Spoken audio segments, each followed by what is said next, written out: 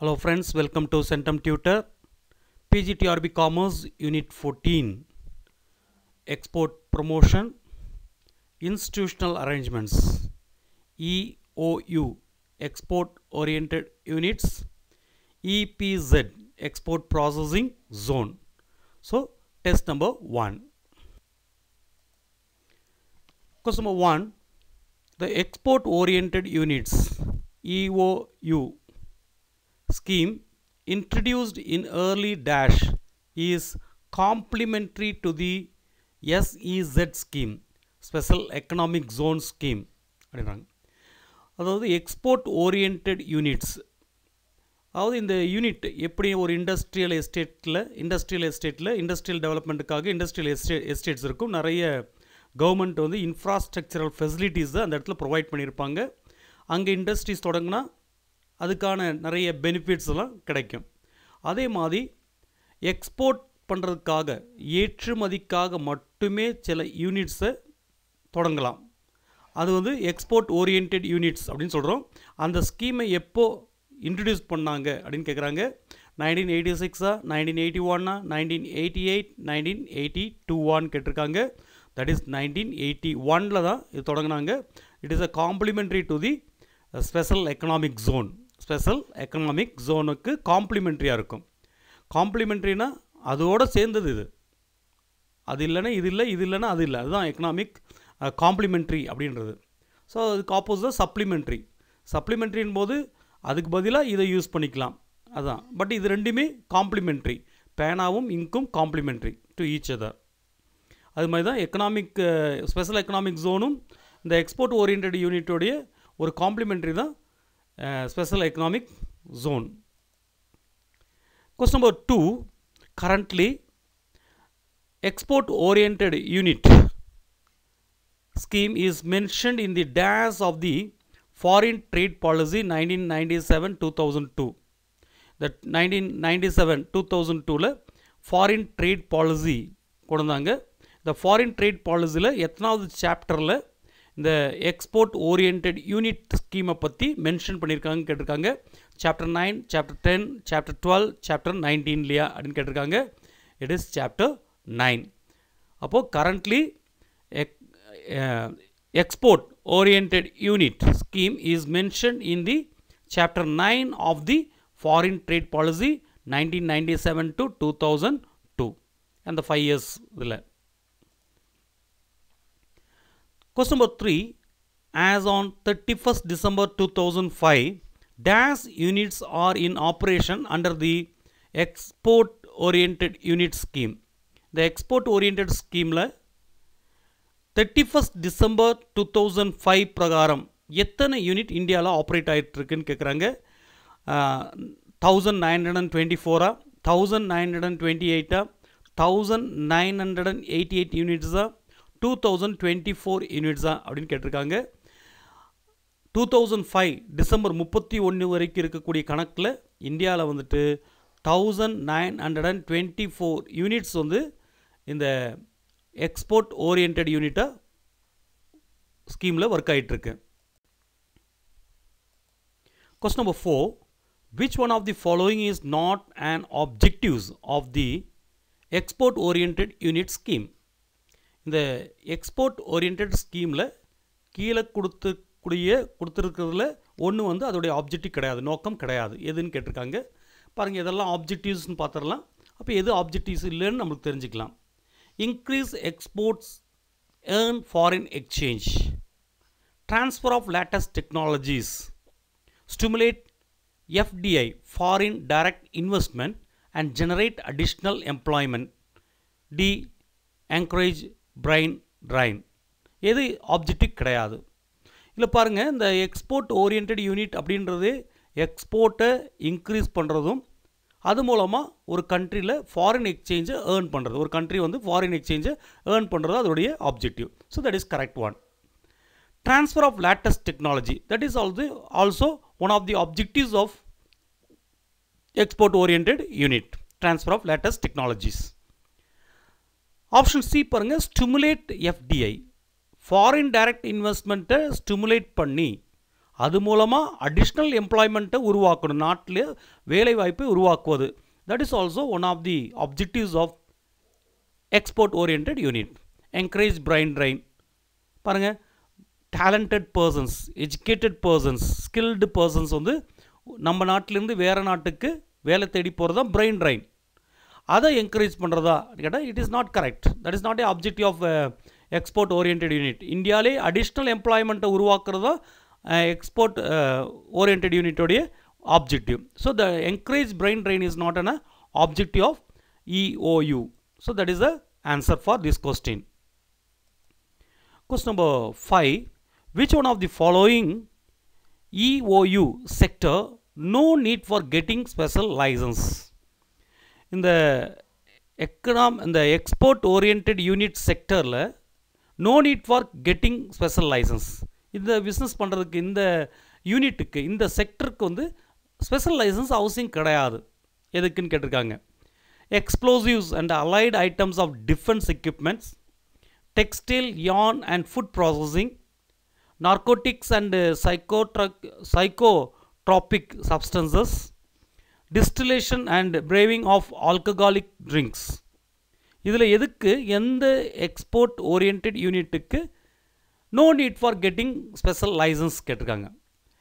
அதாவது export oriented யூனிட்டில் வந்து நிறைய தொழில், அதாவது நம்ம நாட்டை சார்ந்த, நம்ம கண்ட்ரியை சார்ந்த சில தொழில்கள் இருக்குது. அந்த தொழில்களுக்கு எல்லாமே எக்ஸம்டட், அதாவது லைசன்ஸ் வேண்டாம், ஸ்பெஷல் லைசன்ஸ் வாங்க வேண்டிய அவசியம் இல்லை. சில தொழில்கள் பண்ணுறதுக்கு மட்டும்தான் ஸ்பெஷல் லைசன்ஸ் வேணும். இதுக்கெல்லாம் நம்ம ஏற்கனவே பார்த்துருக்கோம், பழைய வீடியோவில் வேற ஒரு டாப்பிக்கில் பார்த்துருக்கோம். Explosives and allied items of defence எக்யூப்மெண்ட்ஸ்க்கு வந்து அது எக்ஸ்போர்ட் ஓரியன்ட் யூனிட்டாக இருந்தாலும் வேறு பர்பஸாக இருந்தாலும் அதுக்கு வந்து நமக்கு ஸ்பெஷல் லைசன்ஸ் வாங்கணும். அதேமாதிரி narcotics and psychotropic substances, drugs, அந்த மாதிரி பொருட்களுக்கும் நம்ம லைசன்ஸ் வாங்கணும். Distillation and brewing of alcoholic drinks, alcoholic ட்ரிங்க்ஸை உருவாக்குறதும் அதை ப்ராசஸ் பண்ணுறதுக்கும் லைசன்ஸ் வாங்கியிருக்கணும், ஸ்பெஷல் லைசன்ஸ் வேணும். அப்போ இதில் பார்த்தீங்கன்னா textile, yarn and food processing, agriculture orient, horticulture, sericulture, இதுக்கெல்லாம் வந்து என்னென்னு கேட்டிங்கன்னா லைசன்ஸ் அவசியம் கிடையாது, லைசன்ஸ் வாங்க வேண்டிய அவசியம் கிடையாது. அப்போது எக்ஸ்போர்ட் ஓரியன்ட் யூனிட்டில் இந்த அக்ரிகல்ச்சர் ரிலேட்டடான திங்ஸுக்கு எல்லாமே வந்து no need to get special licence. அதே டைமில் இந்த பிரத்யேகமான ஒரு சில பிரத்யேகமான தொழில்கள், எக்ஸ்ப்ளோசிவ், வெடிமருந்து உண்டாக்குறது, நார்கோட்டிக், ட்ரக்ஸு, அதே மாதிரி ஆல்கஹால், இதுக்கெல்லாம் வந்து ஸ்பெஷல் லைசன்ஸு வாங்கணும். ஸோ இப்போ இதுக்கு வாங்க வேண்டான்னு தான் கேட்டிருக்காங்க. No need for getting special licence வந்து டெக்ஸ்டைல்ஸ், யார்ன் அண்ட் ஃபுட் ப்ராசஸிங்க்கு லைசன்ஸ் வாங்க அவசியம் இல்லை. Question number 6. EOUs can be set up anywhere in the country, but in case of larger cities where population is more than 1 million, the proposed location should be at least dash away from the standard urban area limit.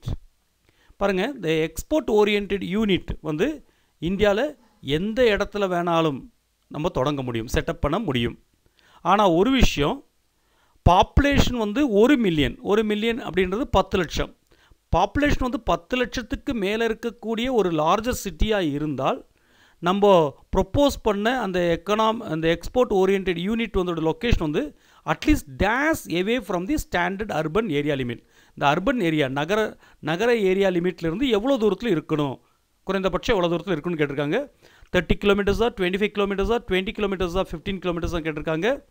So urban area லிமிட்லேருந்து 25 kilometre டிஸ்டன்ஸில் கண்டிப்பாக இருக்கணும், urban area லிமிட்லேருந்து. இப்போ பெங்களூர், கொச்சின் இந்த மாதிரி area இருந்துச்சுன்னா அங்கேருந்து அதோட city urban area லிமிட்லேருந்து 25 கிலோமீட்டர்ஸ்க்கு அதுக்கப்புறம் தான் இந்த யூனிட்டெல்லாம் அமையணும், இந்த எக்ஸ்போர்ட் ஓரியன்ட். இதே டைமில் நான் பொல்யூட்டட், இப்போ வந்து அந்த பொல்யூஷன் இல்லாமல் இருக்கக்கூடிய சாஃப்ட்வேர் யூனிட்டுக்கெல்லாம் வந்து இந்த எக்ஸம்ஷன், இந்த 25 கிலோமீட்டர்ஸ்ன்றது வேண்டிய அவசியம் இல்லை, இதுலேருந்து எக்ஸம்ஷன் இருக்குது.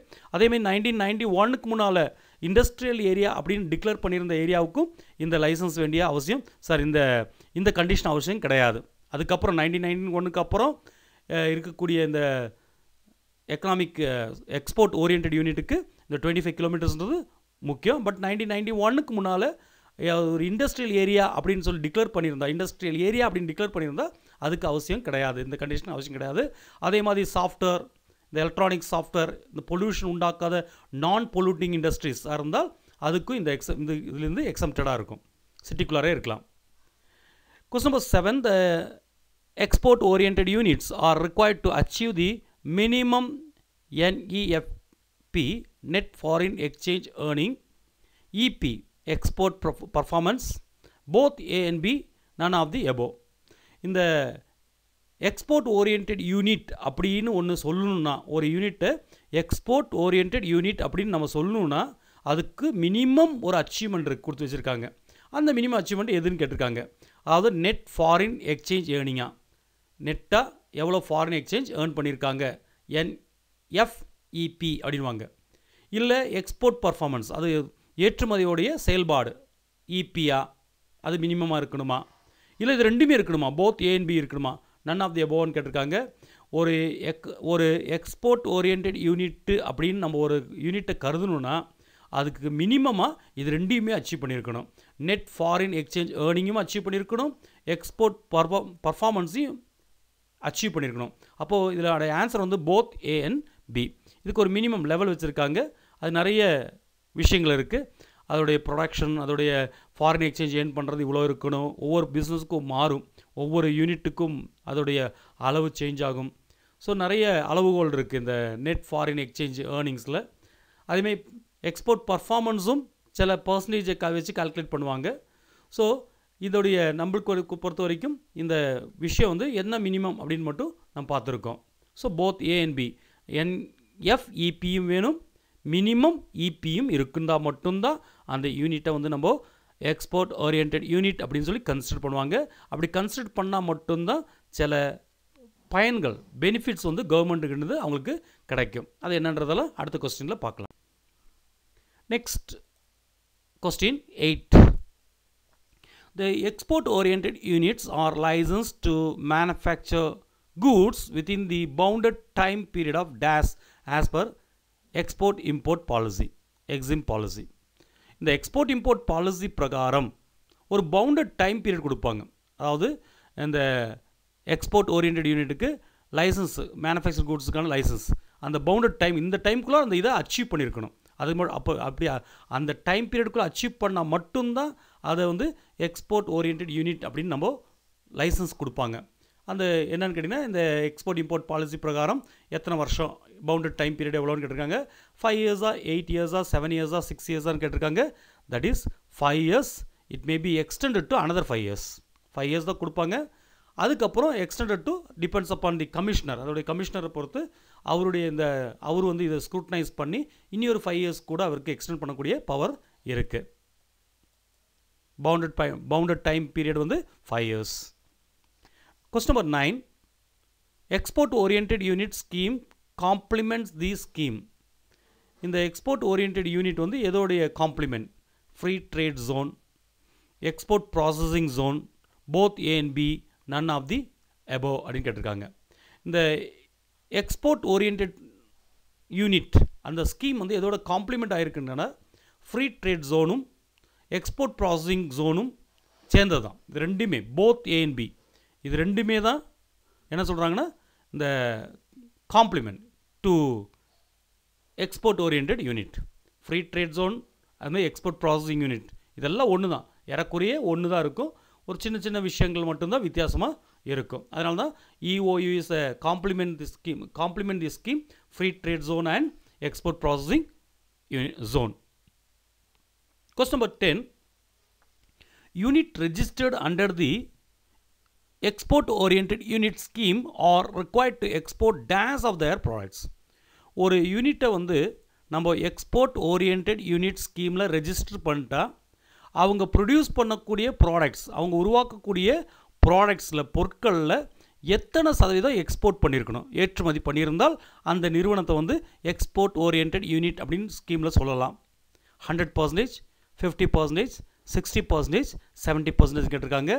ஒரு யூனிட்டை வந்து எக்ஸ்போர்ட் ஓரியன்ட் யூனிட் ஸ்கீமில் அண்டர் கொண்டு வரணும்னா அது உற்பத்தி பண்ணக்கூடிய பொருளில் 100% எக்ஸ்போர்ட் பண்ணியிருக்கணும். 100% எக்ஸ்போர்ட் பண்ணால் மட்டும்தான் அவங்கள வந்து நம்ம எக்ஸ்போர்ட் ஓரியன்ட் யூனிட் சொல்கிறோம்.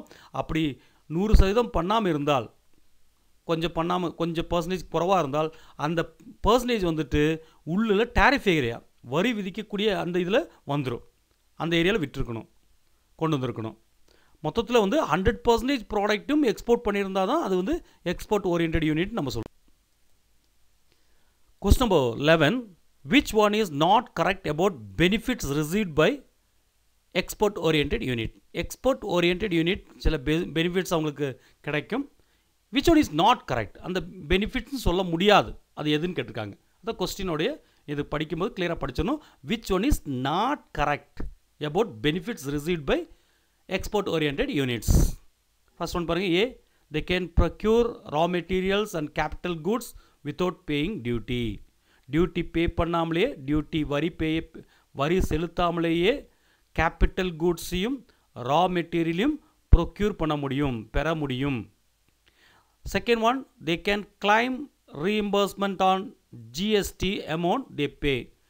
இந்த எக்ஸ்போர்ட் ஓரியன்ட் யூனிட் ஏதாவது ஜிஎஸ்டி பே பண்ணியிருந்தால், goods and services tax pay பண்ணியிருந்தால் அதை வந்து ரீஇம்பர்ஸ் பண்ண முடியும், மறுபடியும் ரீஃபண்ட் வாங்க முடியும். EOU, export oriented units, are not required to obtain the industrial licensing for manufacturing items that are not reserved for SSI. இந்த ஸ்மால் ஸ்கேல் இண்டஸ்ட்ரீஸில் ரிசர்வ் பண்ணாத ஐட்டத்தை மேனுஃபேக்சர் பண்ணுறதுக்கு இந்த எக்ஸ்போர்ட் ஓரியன்ட் யூனிட்டுக்கு லைசன்ஸ் வாங்க வேண்டிய, இண்டஸ்ட்ரியல் லைசன்ஸ் வாங்க வேண்டிய அவசியம் கிடையாது. EOU, export oriented units, enjoy priority basis clearance facility. அவங்களுக்கு வந்து ப்ரையாரிட்டி, முன்னுரிமை அடிப்படையில் கிளியரன்ஸ் ஃபெசிலிட்டி அவங்களுக்கு கிடைக்கும் அப்படின்றாங்க. இதில் எது வந்து பெனிஃபிட் கிடையாதுன்னு தான் கேட்டிருக்காங்க. இதில் நல்லா பார்த்தீங்கன்னா, டியூட்டி பே பண்ணாமல் கேபிட்டல் கூட்ஸையும் ரா மெட்டீரியலையும் ப்ரொக்யூர் பண்ணிக்கலாம். That is one of the benefit. இந்த எக்ஸ்போர்ட் ஓரியன்ட் யூனிட்டில் இருந்தால் டியூட்டி பே பண்ணாமலே ரா மெட்டீரியலும் கூட்ஸும் வாங்கிக்கலாம். That is correct, the correct benefit.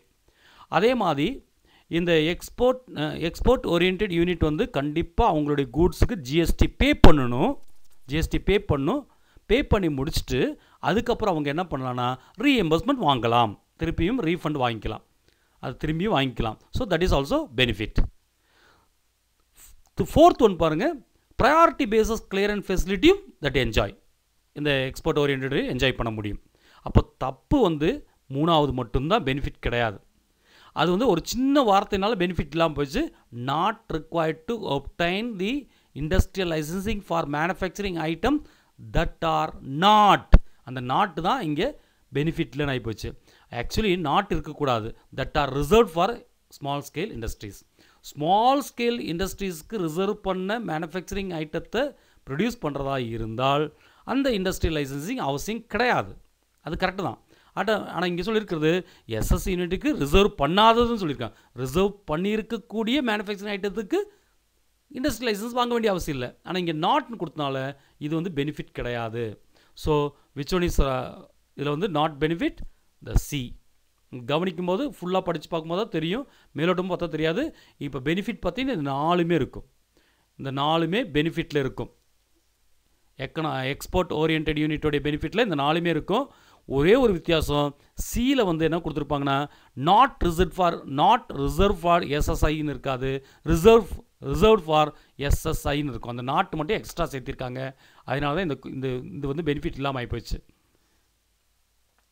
Question number 12. To get the status of an export oriented unit, ஒரு யூனிட்டை வந்து எக்ஸ்போர்ட் ஓரியன்ட் யூனிட் அப்படின்ற ஒரு ஸ்டேட்டஸ் கிடைக்கணும்னா இன்வெஸ்ட்மெண்ட்டுடைய அளவு இருக்குது. And investment of at least days must be put in to the plant and machinery. அப்போது ஒரு யூனிட் வந்து எக்ஸ்போர்ட் ஓரியன்ட் யூனிட் அப்படின்ற ஒரு ஸ்டேட்டஸ் கிடைக்கணும்னா அவங்களுடைய இன்வெஸ்ட்மெண்ட்டில் குறைந்தபட்சம் இவ்வளவு பிளான்ட் அண்ட் மிஷினரியில் இன்வெஸ்ட் பண்ணியிருக்கணும். 1 crore, 50 lakh, 2 crore, 10 lakh அப்படின்னு கேட்டிருக்காங்க. That is 1 crore. 1 கோடி ரூபாவை வந்து பிளான்ட் அண்ட் மிஷினரியில் இன்வெஸ்ட் பண்ணியிருக்கணும் அட்லீஸ்ட். அப்படி இன்வெஸ்ட் பண்ணியிருந்தால் மட்டும்தான் இந்த எக்ஸ்போர்ட் ஓரியன்ட் யூனிட் அப்படின்ற ஒரு ஸ்டேட்டஸ் கிடைக்கும். Question number 13. Export oriented unit has to pay tax, no need to pay tax and claim refund, none of the above. இதில் எதுன்னு கேட்குறாங்க. ஒரு எக்ஸ்போர்ட் ஓரியன்ட் யூனிட் வந்து டேக்ஸை பே பண்ணணும், டேக்ஸை பே பண்ண வேண்டிய அவசியம் இல்லை, டேக்ஸை பே பண்ணணும், அதுக்கப்புறம் ரீஃபண்டை கிளைம் பண்ணிக்கலாம், திரும்பி வாங்கிக்கலாம், none of the above. இங்கே இஓயுக்கும் இந்த ஸ்பெஷல் ட்ரேட் ஜோன் இருக்குங்க, ஸ்பெஷல் எக்கனாமிக் ஜோன் இருக்குது, இது ரெண்டுக்குள்ள வித்தியாசமே இதுதான். இந்த எக்ஸ்போர்ட் ஓரியன்ட் யூனிட் வந்து கண்டிப்பாக ஜிஎஸ்டி பே பண்ணணும், கூட்ஸ் அண்ட் சர்வீசஸ் டேக்ஸை வந்து கண்டிப்பாக பே பண்ணணும், பே பண்ணி அதுக்கப்புறம் ரீஃபண்ட் வாங்கிக்கலாம். ஏற்கனவே ப்ரீவியஸ் கொஸ்டினில் பார்த்தோம் இதுதான். அதே டைமில் ஒரு ஸ்பெஷல் எக்கனாமிக் ஜோன்னா டேக்ஸை பே பண்ண வேண்டிய அவசியம் இல்லை. That is a difference between special economic zone and export orient யூனிட்டுக்குள்ள வித்தியாசம். எக்ஸ்போர்ட் ஓரியன்ட் யூனிட்டுக்கும் டேக்ஸ் பே பண்ண வேண்டிய அவசியம் இல்லை, பட் ஃபஸ்ட்டு டேக்ஸை பே பண்ணிவிட்டு அதுக்கப்புறம் நம்ம ரீஃபண்ட் வாங்கிக்கலாம். So the answer is the export orient unit has to pay tax and claim refund, திரும்பி வாங்கிக்கிற முடியும், ஆனால் ஃபஸ்ட்டு டேக்ஸ் பே பண்ணணும். What does EPZ stands for? EPZ அப்படின்னா என்ன? Export production zone, export promotion zone, export processing zone, export payment zone. இதுதான் நம்மளுடைய first இதில் ஹெட்டிங்காகவே இருந்துச்சு. தட் இஸ் இபிசெட் அப்படின்றது export processing zone, export processing zone. In which one of the following places are Asia's first export processing zone EPZ set up in 1965? 1965 export processing zone ஏஷியாவிலே first தொடங்கின EPZ export processing zone வந்து 1965 தொடங்கினாங்க. எங்கன்னு கேட்டிருக்காங்க, கொச்சின்லையா, சென்னையிலையா, கண்ட்லாவா இல்லை ஃபால்டாவா அப்படின்னு கேட்டிருக்காங்க. கொச்சின் வந்து கேரளா, சென்னை வந்து தமிழ்நாடு, காண்ட்லா வந்து குஜராத், ஃபால்டா வந்து வெஸ்ட் பெங்கால். இதில் எந்த இடத்துல 1965 ஏஷியாவிலேயே முதலாக தொடங்கப்பட்ட எக்ஸ்போர்ட் ப்ராசஸிங் ஜோன் இபிசெட் எங்கன்னு கேட்டிருக்காங்க? That is Kandla. ஏன்னா கண்ட்லா அண்ட் சூரத்னுவாங்க, பட் இது வந்து காண்ட்லா தான் ஃபஸ்ட்டு ப்ராசஸிங் ஜோன்.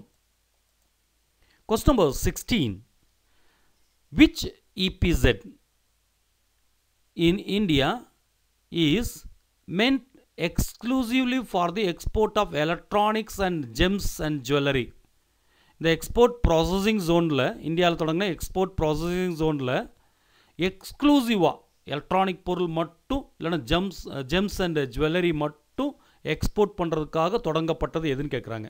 எந்த எக்ஸ்போர்ட் ப்ராசஸிங் ஜோன் கேட்டிருக்காங்க? நொய்டாவில் தொடங்கினதா, that is Uttar Pradesh, Chennai, சாந்தாக்ரூஸ் Mumbai, Maharashtra and Kandla Gujarat, எந்த ஏரியாவில் தொடங்கினாங்கன்னு கேட்டிருக்காங்க?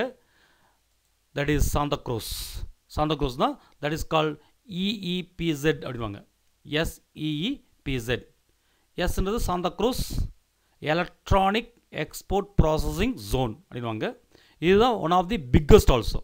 இதுதான் இருக்கிறதுலே இந்த எக்கனாமிக் எக்ஸ்போர்ட் ப்ராசஸிங் ஜோன்லே பிக்கஸ்ட் ஒன் இஸ் திஸ்.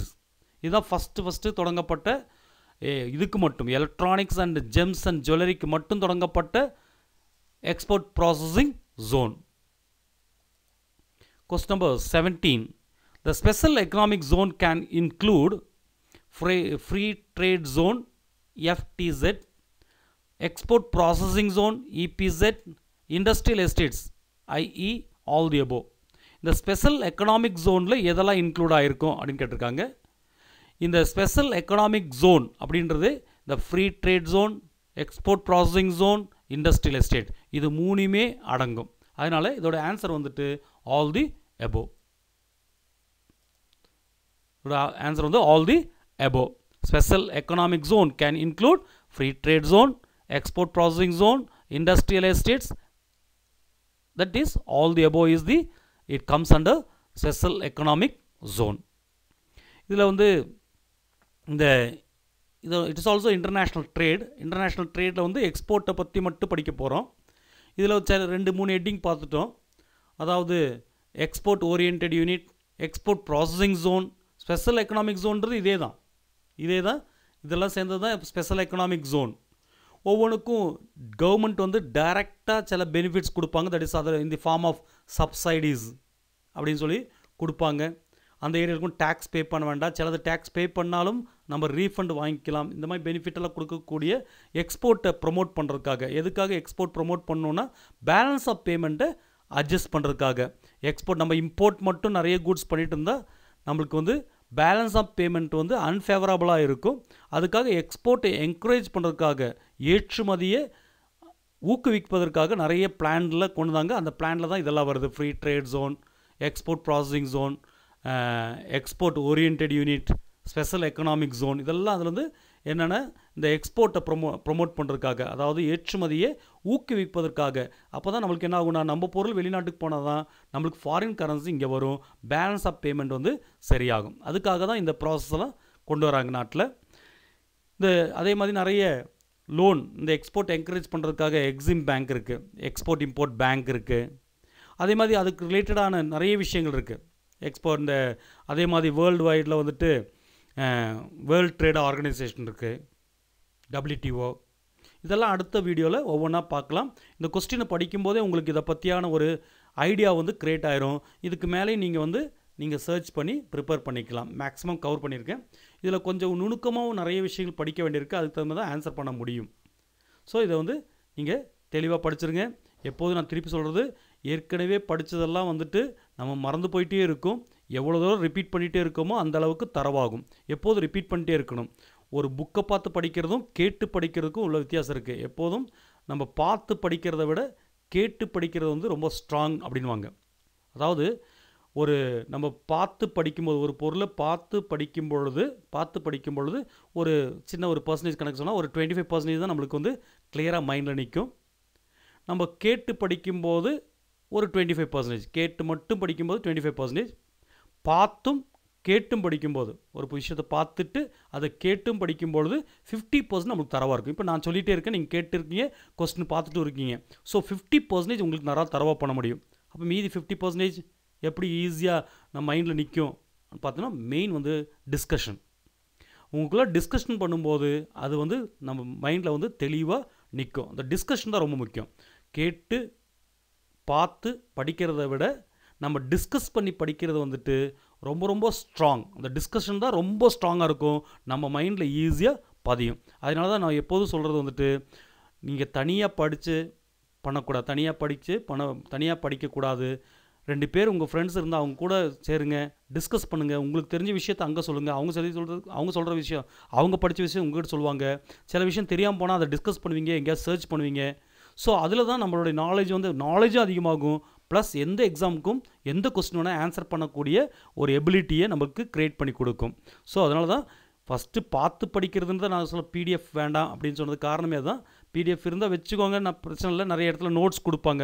இப்போ சில இன்ஸ்டியூஷனெல்லாம் போனீங்கன்னா நிறைய இன்ஸ்டியூஷன் இருக்குது, இந்த கோச்சிங் இன்ஸ்டியூஷன்ஸ் இருக்குது. ஏன் கோச்சிங் இன்ஸ்டியூஷன் போகிறாங்க? வீட்டிலே உட்காந்து படிக்கலாமே அப்படின்னு கேட்டால், வீட்டில் உட்காந்து படிக்க முடியாது. நம்ம புக்கு திறக்க மாட்டோம். புக்கில் படிக்கிறதுக்கு நம்மளுக்கு இன்ட்ரெஸ்ட்டும் இருக்காது. ஏன்னா நம்மளுக்கு வந்து அது அண்டர்ஸ்டாண்ட் பண்ணுறதுக்கு கூட கொஞ்சம் கஷ்டம். படிக்கிறதுக்கான ஒரு சோம்பேறித்தனம் நமக்கு மைண்டில், எல்லாருக்கு மைண்ட்லேயும் இருக்கும். அதனால தான் கோச்சிங் சென்டருக்கு போகிறாங்க. கோச்சிங் சென்டருக்கு போகும்போது என்ன ஆயிரும், அவங்க வந்து யாராச்சும் ப்ரிப்பேர் பண்ணி வந்து எக்ஸ்பிளைன் பண்ணுவாங்க. எக்ஸ்பிளைன் பண்ணி கேட்கும்பொழுது, நம்ம படிக்கும்போது ஒரு 10 கொஸ்டின் படிக்கிறபோது கேட்கும்போது, ஒரு கோச்சிங் சென்டரில் போய் ஒரு ரொம்ப நேரம் உட்காந்து படிக்கும்போது 100 கொஸ்டின் வரைக்கும் பார்க்க முடியும். ஏன்னா யாரோ ஒருத்தர் நம்மளுக்காக ப்ரிப்பேர் பண்ணிட்டு வரனால அவர் நிறைய ப்ரிப்பேர் பண்ணிட்டு வருவார். நம்மளா உட்காந்து ப்ரிப்பேர் பண்ணால் ஒரு 10 கொஸ்டின் ப்ரிப்பேர் பண்ண மாட்டோம். நம்மளுக்காக வேறு யாராச்சும் ப்ரிப்பேர் பண்ணால் ஒரு எக்கச்சக்க கொஸ்டின்ஸ் ப்ரிப்பேர் பண்ணுவாங்க, டிஃப்ரெண்ட் ஆங்கிளில் ப்ரிப்பேர் பண்ணுவாங்க. ஸோ கேட்கும்போது, அதான் அங்கே போகும்போது நம்ம ஒரு விஷயம், இப்போ என்னோடய கிளாஸ் கவனிக்கும் போது நீங்கள் ப்ரிப்பேர் பண்ணுறதுக்கும் நம்ம கிளாஸ் கவனிக்கிறதுக்குள்ள வித்தியாசம் அதுதான். அதாவது நம்ம கிளாஸ் கவனிக்கும்போது நான் ப்ரிப்பேர் பண்ணியிருக்கேன் உங்களுக்கு சொல்கிறேன். அப்போ நீங்கள் கேட்கவும் செய்கிறீங்க, பார்க்கவும் செய்கிறீங்க. இதேமாதிரி கோச்சிங் இன்ஸ்டியூட்டில் அப்படி தான், கேட்கவும் செய்கிறீங்க, பார்க்கவும் செய்கிறீங்க. அப்போ என்ன ஆகுனா, உங்கள் மைண்டில் அதிகமாக நிறைய கொஸ்டின்ஸ் உங்கள் மைண்டில் அப்படியே இருக்கும். எக்ஸாம் போய் உட்காரும்போது உங்களுக்கு மறந்த மாதிரி இருந்தால் கூட 4 ஆப்ஷன் பார்க்கும்போது இதுதான் ஆன்சர், அதை கொஸ்டினை வேறு மாதிரி கேட்டிருந்தா கூட இதுதான் ஆன்சராக இருக்கும். ஏன்னா கேட்டு எக்ஸ்ப்ளனேஷன். இதே நீங்கள் படிக்கும்போது அந்த எக்ஸ்ப்ளனேஷன் உங்களுக்கு கிடைக்காது. நீங்களாக சொந்தமாக ப்ரிப்பேர் பண்ணும்போது, கொஸ்டின் படிக்கும்பொழுது, அதை பற்றி டீட்டெயில் படிக்கும்போது உங்கள் மைண்டில் நின்றுருக்காது. இல்லைன்னா மாற்றி கேட்டால் கூட அதை ஆன்சர் பண்ணுறதுக்கான முடியாது. இதே நீங்கள் வந்து கிளாஸில் போய் உட்காந்து கேட்டுட்டு எழுதும்போது அந்த இடத்துல மாற்றி கேட்டால் கூட உங்களால் அண்டர்ஸ்டாண்ட் பண்ண முடியும். அதே மாதிரி டிஸ்கஸ் பண்ணி படிக்கும்போது, அப்போ கேட்டு படித்ததுக்கப்புறம் நீங்கள் டிஸ்கஸ் பண்ணிங்கன்னா 100% பர்ஃபெக்ட் ஆயிரும். அது என்றைக்குமே மறக்கவே மறக்காது. அதனால் எப்போதும் டிஸ்கஷன் உங்கள் ஃப்ரெண்ட்ஸை நீங்கள் கேதர் பண்ணுங்க, 2-3 பேர் ஒன்றா சேருங்க, டிஸ்கஸ் பண்ணி படிங்க. அதுதான் சக்ஸஸ்க்கான ஒரே வழி. அதுதான் எதுக்கு வழி இருக்குன்னா, இந்த நம்ம டைரெக்டாக கிளாஸ் ரூம் போகும்போது உள்ள வித்தியாசம் தான். அதான் கிளாஸ் ரூம் போய் உட்காரும்போது உள்ள வித்தியாசம் தான். நம்ம டிஸ்கஸ் பண்ணுவோம், பார்ப்போம், கேட்போம், டிஸ்கஸ் பண்ணுவோம். ஸோ 100% பர்ஃபெக்ட் ஆயிரும். ஸோ அதுக்கான முயற்சி எடுங்க. ஏன்னா இப்போ கோவிட் டைமில் வெளியே போக முடியாது, எங்கேயும் போக முடியாது. அதனால தான் நீங்கள் நிறைய பேர் போயிருக்க மாட்டீங்க. அப்போ நீங்கள் என்ன பண்ணணும்னா, உங்கள் ஃப்ரெண்ட்ஸு கூட ஒரு யூனியன், ஒரு அசோசியேஷன் உண்டாக்கிட்டு, அசோசியேஷனாக ஒரு 2-3 பேர், நிறைய பேர் சேர்ந்து கதை அடிச்சிருவோம், வேஸ்ட்டாக போயிடும். உங்களுக்கு 2-3 பேர் சேர்ந்து டிஸ்கஸ் பண்ணி பாருங்கள். லாங் டைம் நீங்கள் நிற்கும். Not only for this examination, நீங்கள் நாளைக்கு கோச்சிங் கொடுக்கும்போது, உங்களோட ஸ்டூடெண்ட்ஸுக்கு நீங்கள் டீச் பண்ணும்போது உங்களுக்கு நிறைய விஷயங்கள் சொல்ல முடியும், இன்ட்ரெஸ்ட்டாக சொல்ல முடியும். That is called teaching. புக்கில் இருக்கிறது அப்படியே சொல்லிக் கொடுக்குறது டீச்சிங் கிடையாது. நம்மளுக்கு தெரிஞ்ச எக்ஸ்ட்ரா விஷயத்தை சொல்லிக் கொடுக்குறது தான் டீச்சிங். தேங்க்யூ ஃபார் வாட்சிங் this video. Wish all the best.